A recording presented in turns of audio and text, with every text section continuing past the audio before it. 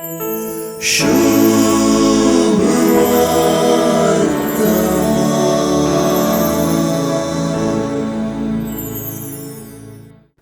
हांव सुवार्थेकार रोवंत काडूनच वेता गाय परी म्हणजे आजय तो काल सांगलेंच सांगता. थोड्यांक खंयचें मात्र समजता सोड न्हू उंड्याच्या अचर्यांतली कुणा समजनात.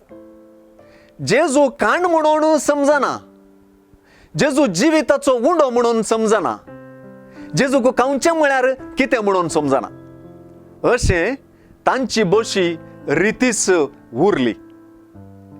जेजू जिविताचो उंडो म्हळ्यार जिणयेंत जेजूची अनिवार्यताय आनी जेजू तूं म्हाका जाय म्हणलो काळजा गुंडायेचो मनोभाव. जेजूक खंयचें म्हळ्यार सतमानचें. ताचेर सतमानलेल्या वरवीं आमकां सासणीक जिवीत मेळटा. सतमानचीच भोववर्ती देवाक मेच्चोवची करणी. हें सर्व आमी नियाळ्ळां आनी आमकां समजलां. जू हांव न्हू आमकां हें स्पश्ट केलां. पूण जू देव मात्र ताणें आमकां आपलें मांस खावंक दिवचें जाल्यार कशें म्हूण सवाल करतात. ह्या सवालांत जेजूचें मांस खावंक तांकां मोन आसा म्हणून न्हय, बगार मोन ना म्हूण कळटा. तांचे लागीं जेजूचेर विश्वास ना म्हूण कळटा. जेजूक ते सत मानिनात म्हूण कळटा.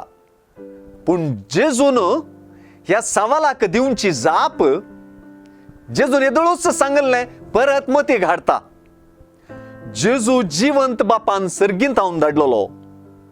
जेजूक सतमानच्यांत सासणीक जीव मेळटा. तोच खरें खाण आनी पिवन. मरणांत हांवन निमाण्या दिसा जिवंत उठोवंक सोकसो तोच. ताका सतमानतलो मरणा पूण सासणाक जियेता. अशें सुवार्ता आमचे जिणयेंत जेजूचें महत्व कळीत करता.